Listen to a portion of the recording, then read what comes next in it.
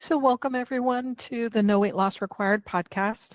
My name is Migrit, and joining me together is Jessica Thiefels, who is the creator of Nope, That's Not Normal. And Jessica and I have kind of been dancing a little bit together because she is working in the disordered eating space, even though her background is not as a therapist. So her unique story, I think, is something to kind of bring forward. And I'm really interested in understanding how diet culture might influence people, the marketing of it, and how really we can see it's part of a much larger industry.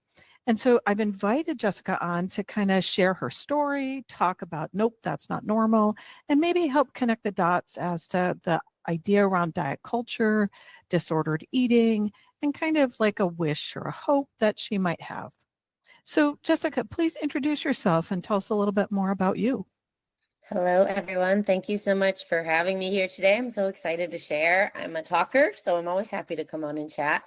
I am a marketer by trade. I've been doing marketing for my whole career. So I worked for a lot of companies before I started my own business. I've been running my own marketing agency now it'll be 7 years in July. Yes, very exciting. And I had been running my business. I'd kind of just been working with anybody, but also sort of running parallel with running my business was like my own sort of personal development, learning about myself, healing, a lot of childhood trauma and pain that I didn't know existed that I was sort of unearthing. And about 2.5 years ago, I then came up, I had a moment. I said to my husband, I think I'm really skirting the line between conscious eating and disordered eating. And something clicked in me that was like, maybe I should just like start thinking about what's going on here. I was just very, very focused on the size of my body, how my body looked, the food I was eating. You know, you could probably qualify it as orthorexic. I just sort of say it was disordered eating and body image. And because I'm the kind of person that when I learn something, I teach it. It's just kind of the way that I do things. I was like, that coincided with a natural sort of lull in my business where I was in a space where I was like, do I keep doing what I've been doing or do I make a shift? And I was feeling very unsatisfied with the clients I was working with. Great people, great companies, just like nothing that got me excited. I didn't feel passionate about what I was doing for them. And because I sort of like to talk about the things that I'm going through, I was like, this maybe makes sense to shift into the space of mental health organizations and eventually eating disorder recovery organizations. So now I support organizations like Project Heal, Very Virtual Eating Recovery for You, incredible organizations like this, and smaller group practices and individuals with their social media strategy and execution and content creation. And then because, I just can never get enough and I like to just add more content to create, I started Nope, That's Not Normal, which if this is out in August, we'll be probably gearing up for season 4, but at the moment of recording, we've just started season 3 of Nope, That's Not Normal, which is a podcast. And then I've also branched out into just kind of I'm building a brand right now. In my head, it's kind of like a digital magazine because it's some content from me, but it's content from other people like you have contributed to. And my goal with that is to not necessarily highlight my voice, but the voices of others. I felt like there's a big gap between eating disorders and disordered eating. And there's a lot of people talking about eating disorders, really smart, brilliant people and organizations. But like to me, I didn't associate with that term. If you had said to me, you have an eating disorder, I would have said, no, I don't. That's not me. And that's something that I'm working on with these organizations to change, to help people understand that that doesn't look a certain way. But with that being said, a lot of people do identify with the idea that there's something not quite right here. I have some anxiety around this. I'm struggling with the way my body looks. And so I wanted to create a space where people could feel like, oh, something isn't quite right. And there are things to help, but I don't have to have an eating disorder to get that support or to understand that or to learn that or to get the same insights and expertise I would. So I highlight the voices of lots of therapists and people doing really incredible work in the space of mindful movement and reclaiming movement. And And that's landed me here today. So it's a very long-winded answer. It's great though. And I really appreciate you but really placing the spotlight on the gap. So, I come from a mindfulness background and we're always talking about mind the gap where who is not being served. And so I think you've done a really nice job, which that's what marketers do. Where's the gap? Who is being served, who isn't being served, where is the opportunity? And I think you've done an excellent job of really saying there is a big space. I also really appreciate you recognizing and reminding everyone eating disorders don't have a look. And that's hard for people. So a lot of times we think, oh, they don't look like they have an eating disorder, just like people don't look like they have diabetes.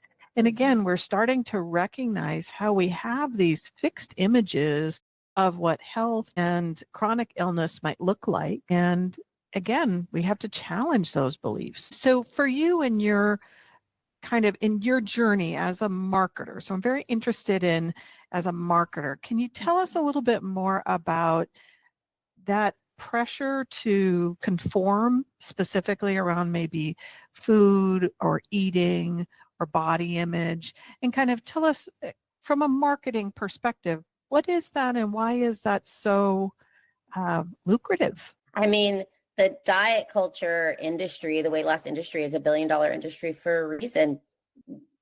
They use fear. There is this very unrealistic ideal, very European white ideal, very specific body image that think about, like, it's crazy to me how much I've taken in, and listeners, you as well, that you probably didn't even realize, like an Herbal Essence commercial your whole life, maybe not your whole life, but you saw them. Like I remember growing up, that was like a common thing. Look at those women. They are white. They are traditionally beautiful. They're thin. They're the object of desire, right? And so we're taught to want to be that way. And companies are here to make money. And a lot of companies aren't being run by a very strong moral compass. They want to make the money. They've got someone to respond to. So how do we do that? Well, in this case, we just take what these people have been fed about what they need to be, what makes them lovable, what makes them worthy. We're targeting these really deep foundational needs and desires as human beings to feel loved, safe, worthy. Add in all the, I don't know if I can swear on this podcast, all the BS that we pick up along the way, abandonment issues, childhood trauma that make us so vulnerable to these messages. You've got a recipe to make a lot of money. And they do. And then add in things like chronic illness, diabetes. These things are frowned upon. We're told it is our moral obligation to be healthy, to take care of ourselves. Your body is a temple. All of this is just like this ripe space for companies to just make so much money. And off of, one of my clients is Christy Harrison, and she has a great podcast called Rethinking Wellness, and she talks a lot about misinformation and these companies also that are using like not really fully accurate data, and they're putting out claims that aren't necessarily reviewed by anyone. There's all these new markets and industries opening up where there's very little regulation. And so it's really easy to sell something. And then you think we've got social media where if you know how to do the right thing and you know how to play the algorithm, and if you want to put money into ads, boom, it's the perfect storm. And we are living in it right now, and it's very real. And with all of the boom of skinny talk, which I think I just saw, like the hashtag skinny talk was banned, but that's not fixing the problem.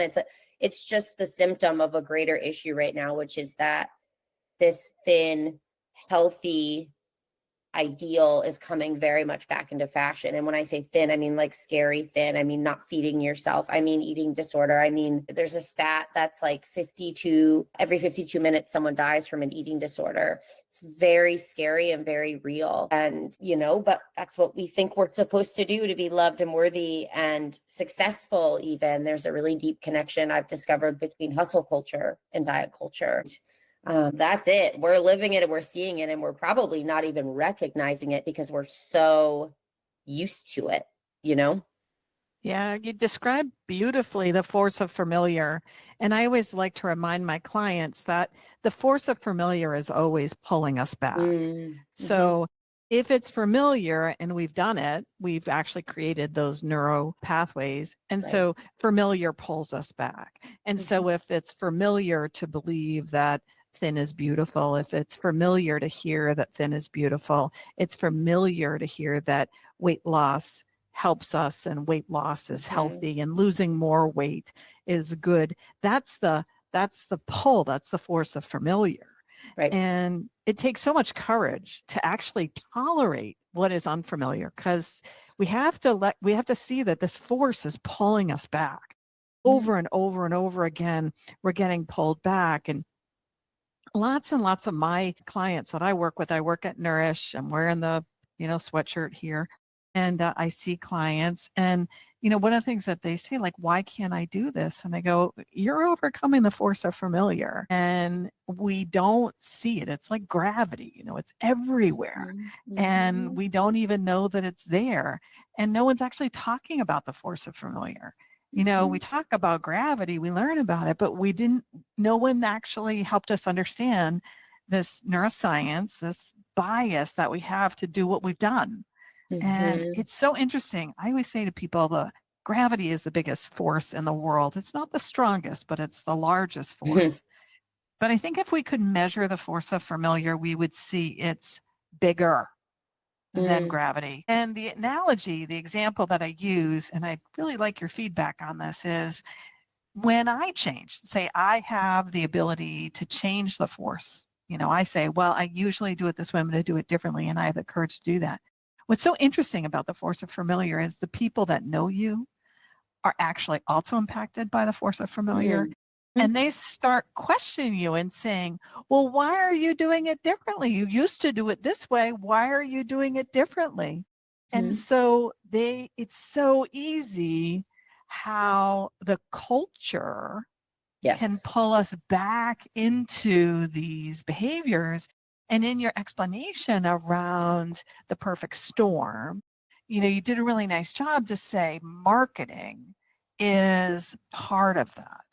So Mm-hmm. if you could, again, just you talked about fear. What are the kinds of fears you see as somebody who runs a marketing agency that diet culture is pulling on, and that might impact maybe people who are trying to prevent or are trying to manage a chronic condition like PCOS, prediabetes, or diabetes? And I know I'm putting you on the spot, so give yourself a heartbeat. You can pause and just give yourself a heartbeat just to think about what are the things they're pulling on? What are the tugs? So we can start recognizing as, well, that's the familiar tug of marketing versus that's my tug. Right. Yeah. In general, I think if you are not healthy and you're not doing healthy, right? Let's say quote unquote healthy, and you're not doing the things that diet culture tells us, that marketing tells us impact our health and improve our health, drinking the green juice, having the salad, then you are seen as being morally irresponsible. You should take care of your body. You must take care of your body. You must be healthy. And so I think one of the big fears is how other people see you, you know? And then I think there's, outside of that, it's the fear of feeling ashamed of how you look or how your life looks, of being different than other people. We so desperately and deeply want to feel we belong. I mean, for some people, there's very real fear around weight stigma, body stigma, going to the doctor, not being seen, not being trusted, feeling invisible to other people. And so you want to do all the things to control your body, to be small so that you can be seen as someone who's worth listening to. And you don't have another appointment at the doctor's office where they tell you that you need to lose weight, even though you know that has nothing to do with what you're experiencing. I'd say those are some of the first things that come to mind for me. Yeah, beautiful. The way that you outline that, I always like to point out. So I also read another newsletter called Inclusive Diabetes Care, and it's based on a pyramid that I created, which looks at the idea of inclusion. And it says that a lot of times when you think about like, why am I not engaging in sustainable self-care? There are conditions that are needed for sustainable self-care. So belonging, and that's hardwired into our DNA. And ease. Not ease is not easy. It's Right. ease. Like I don't have the armor on. I can just relax. I can just be my authentic self. And ease is a basic human need. And when we're always afraid that we might gain weight, or we're always afraid that we're eating wrong, or we're always afraid that this isn't going to contribute to health, or we're always afraid we're going to be kicked out of the club or voted off the island, then you can see how we lack ease. But that lack of ease can go deeper into, again, can I afford the green drink? Right. You know, that lack of ease can go, can I afford the food? Can I afford the gym? Can I afford the GLP-1? Can I afford, and it goes deeper and we start recognizing that we have these other things. Ease can also be, if I'm dealing with a chronic illness, if I'm dealing with chronic pain, do I have ease? A lot of times as we age, the ease in our life is removed and we're trying to reach for ease because it's a basic human need. And we're now at the intersection of healthism and ableism. And that when people turn around and say like, yeah, this isn't working for me. I don't have that sense of ease. I'm going to make a different choice. I'm going to reach for ease. We start getting into that moral ground that you talked about, how health is your moral requirement. You're not moral, your values are not in good alignment. Right. And I thought that was really interesting that you brought that forward because it ties right into when we lack ease, we don't feel seen and heard. Because when I turn around and say, hey, this is really hard, I can't do it. And somebody's like, well, just try a little harder. Right. If you just, I'm sure if you just maybe counted, then you could do it. And you recognize right here, it's like, I just said to you, my needs are not being met. I'm not having that sense of ease. And now we get into the healthism. We're starting to get into these systems which are really not supporting self-care. And when we don't feel seen and heard, how information comes at us lands like judgment. And so not having that sense of belonging, not having ease, not feeling seen and heard, and really experiencing a lot of judgment, all of those are barriers to sustainable self-care. Yeah. And feeling like we belong, having ease, feeling seen and heard non-judgmentally, all support sustainable self-care. And so you've painted a really nice picture of how diet culture and how marketing is really highlighting these pain points of, oh, if you do this, then the doctor will see you, or if you weigh this, then your life will be easy. If you look this way, then you'll belong. Yeah. It's why it makes so much sense, why it's so intoxicating, because you feel you gain so much with it. And no matter how hard it is to maintain, it feels that the reward, for some people forever, for some people there's a point where it's no longer worth it, but for a long time it feels very worth it to deal with all of this stuff, the lack of ease, to push, to not eat, to work out when you don't actually have the time for it, like all of these things, because now I belong, now I'm like what they want me to be like, now I'm impressive, now I'm beautiful, now I'm worthy, now I'm lovable. It's just filling all those gaps that we feel we might have versus, yeah, that like the theme of season 3 of Nope is zooming out, because diet culture zooms in on all these little things, right? And zooming out on like what really matters and what really fills those gaps. And like you're saying, it's like, how do we create that sense of ease within ourselves? And how do we find that in a sustainable way? It reminds me too of how diet culture tells us that health is movement and food and fitness. That's it. But actually, social determinants of health, as you know, tells us that it's so many other things. And all of those things, when we don't have that, we don't have the ease. And it all just, it continues that cycle. Yeah, for sure. As somebody who is very interested in mindfulness is that metacognition, that coming out and looking and saying, well, what's the bigger picture? What else is going on? And so here, you're saying, yeah, that's a good practice to kind of turn around and recognize diet culture is going to simplify everything to the point of fiction. We know that it does that, but health is so much more complex than that. Right. you know. Mhm. And again, this idea of really getting into how diet culture can make us feel like we belong, but it's so incredibly lonely. I'll have people say, like, I'm really trying, but I can't go to this event and I have to worry about this and I've got to plan what I'm going to do when I go here and I got to tell people that I don't eat this anymore. And it's really this loneliness. And we bond over our restrictions, you know. You don't eat this, I can't eat that either. We bond Belong, over, right? yes, There's that but belonging. isolate, yeah, but Mhm. isolating, you know, it's this Right. weird diet culture is this weird thing where we belong, but we're isolated. And if we leave diet culture, we're going to feel more isolated. We're going to feel more like we don't belong. So it's again, it's this invisible force. It's so familiar. It's so familiar for people to have conversations about the foods they're not allowed to eat or the workouts that, you know, what they're trying to become, not what they are. So Yeah. would you be willing to shift gears a little bit? Tell us more about Nope and kind of the bigger wish and who's your ideal audience? Who are you trying to reach with this? I've been thinking a lot lately. When I went to school for writing. I wanted to be a writer, and I have a number of published books, and I write every single day in various formats for my clients and for myself. But my idea way, way, way, way back was to have a magazine. And I had this vision to have a cover with women of all sizes on the front cover. And it's so funny because I see that image now, like I'm in Canva all the time, and I see that image. And it's funny to think how we weren't seeing that at that time. But I mean, I was young. I didn't have the knowledge, the resources to do anything.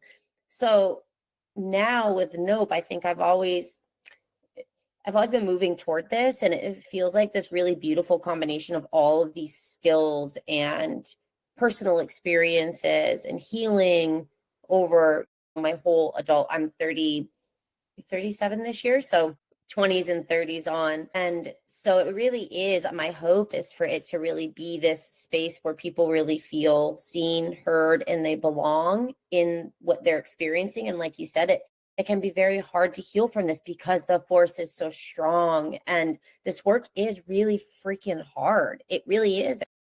I've been doing it for a long time. And like this weekend, I still started going down like a body image spiral, even though I know, and even though I've done the inner healing work, I often talk about, I don't believe you can really have long-term sustainable healing without addressing what's underneath, which often does require that one-on-one mental health support, in my case, different types of therapies. So my hope is to create this space and to elevate lots of voices. I feel one of my superpowers in life is to bring people together and to use my platform to elevate their voices and help more people hear them and connect with them.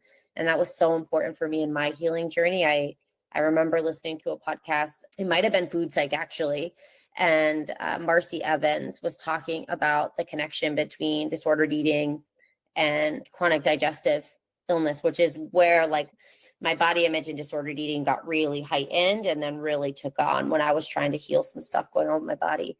And I cried in the car because I had never thought of that. I'd never, ever heard anyone say that. And I felt so seen and heard in a way that I didn't know I needed to be. And so my goal for this space is to be that for people and for anyone at any level of healing, because the reality is diet culture isn't going anywhere. We're always going to be wanting to learn, to find new tools as we evolve, as our bodies change, our struggles might change, and what we're recognizing changes. And so I hope to be a platform for everyone wanting to create peace and compassion. That's such a big part of what we talk about around food and body.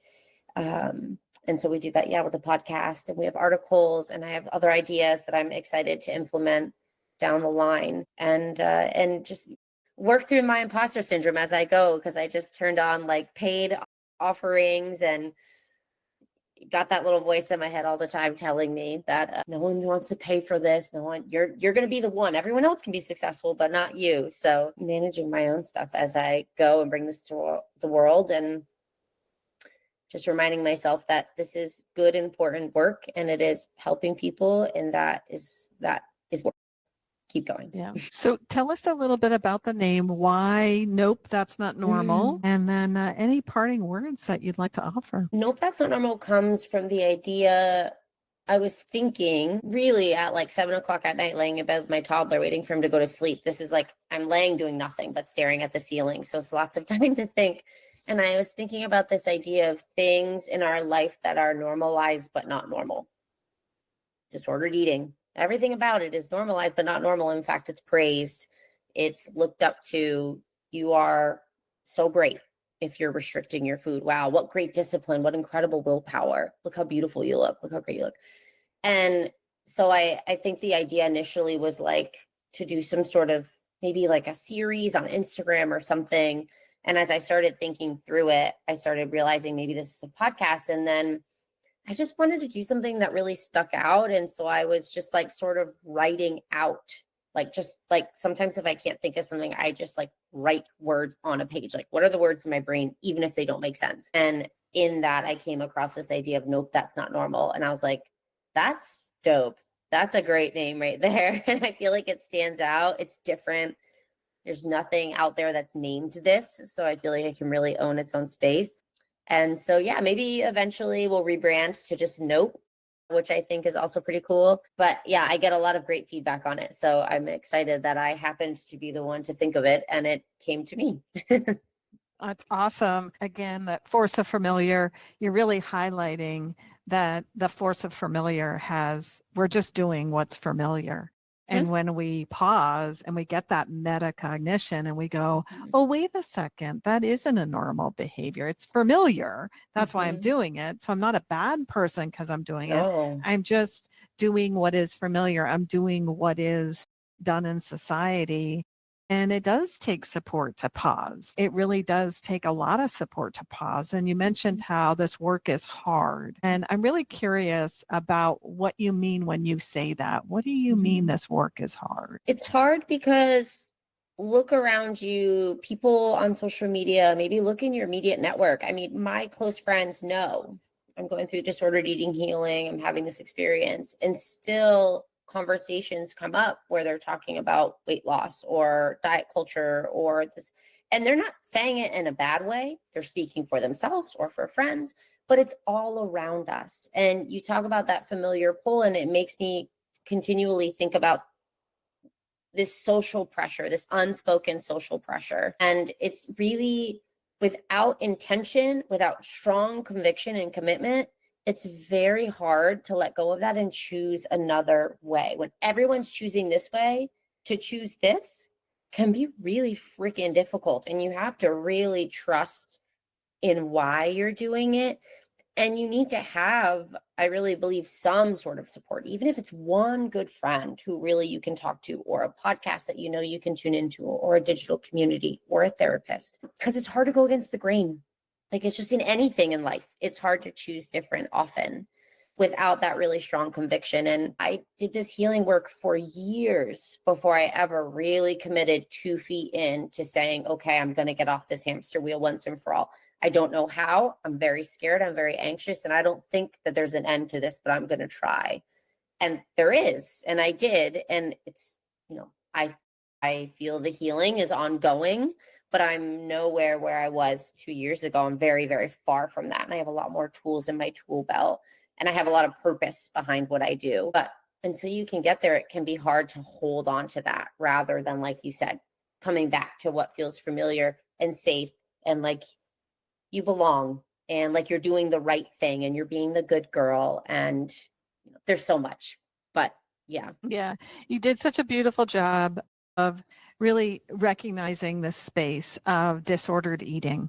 And again, not a eating disorder, but this discomfort, this anxiety, this alertness, this vigilance that we have around food, eating, exercise, body image, all those things.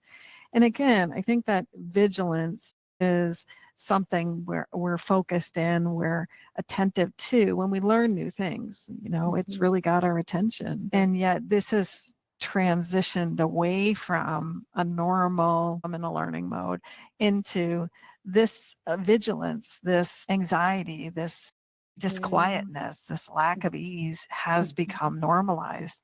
And just kudos for you for just, putting a pin on it and saying, nope, that's not normal. Yeah. Because you're reclaiming ease. Totally. Yes. And that it's okay to not feel like you need to fix your body and to just let it exist and listen to it and nourish it and support it without forcing. And I want to just like really, really share that I also believe in the eating disorder space and the anti-diet space. There's a lot of you should do this, you shouldn't do this. It can still be very black and white. And I don't believe that's the case. I believe it comes down to your intention and how it makes you feel. If you like working out every day and genuinely your intention is to support your mental health and you don't feel stressed by it or anxious, it feels really good, truly, genuinely, really honestly, great. That's perfect. You don't have to let go of that.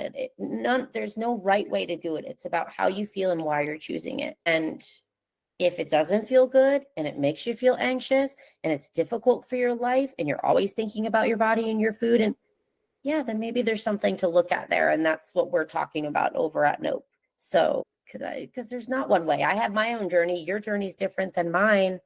Doesn't make it right or wrong. We are unique, nuanced individuals, and the way that we approach this is going to be that way, even though people want to really keep making it very black and white. Yes, no, right, wrong. Yeah, beautiful. I love how you're stepping out of the binary, really wonderful. And again, there were times in my life where physical activity was feeling really good. And people who know me and see me and listen to the podcast know that I'm coming over. I have a chronic back injury that really limits me. And, the last interview I did, I shared I got to walk 2 miles. Woohoo. And, I was so thrilled and I wasn't like doubled over in pain. And, younger me, I rode 100 miles a day on a bike. And, I used to do long distance running and long distance swimming. And I was very physically active because it was within reach. And right now, what is in reach is 2 miles. Like I can walk 2 miles slow, but I can walk 2 miles and that's what's within reach. And so again, our intentions and what feels good, they change too over time. And so if at one chapter in your life that was really within reach and felt great, and you've turned the page and you're in a different chapter because you had a baby or because you're going through menopause or because you got diagnosed with a chronic illness or you changed jobs or you're getting a divorce or you're getting married or whatever else is happening in your life, you won the lottery. I love it. Whatever caused that page to turn and you're in a different place, you're in a different place. Right. And that's okay also to change day to day. I used to feel so like, oh, if I do this, I need to stick to this. And now it's like, okay, today a run feels awesome. The next day, I don't know that I really want to do much. The next day, I think I want to lift weights. Like it just like, if we just listen to our body, and that's so much more difficult than it sounds for a lot of us. But if we can really do the work and get to that place, then we just move in a way that feels good. And like, my God, it's so much better. It's so much better that way. And it allows for the flexibility that is required in life. Like you're saying, there's a million reasons why that might change. And the more we can flow with that, the greater ease that we can feel. And then life just feels so much better and happier, truthfully. Wonderful. Thank you so much for your time. I definitely will put the link to your Substack and your podcast in the show notes. Is there anything else you'd like people listening to know about you and the work that you do? No, just start where you are. This is a great place to start right here. Yeah, I hope to connect with you all soon. All right. Take care.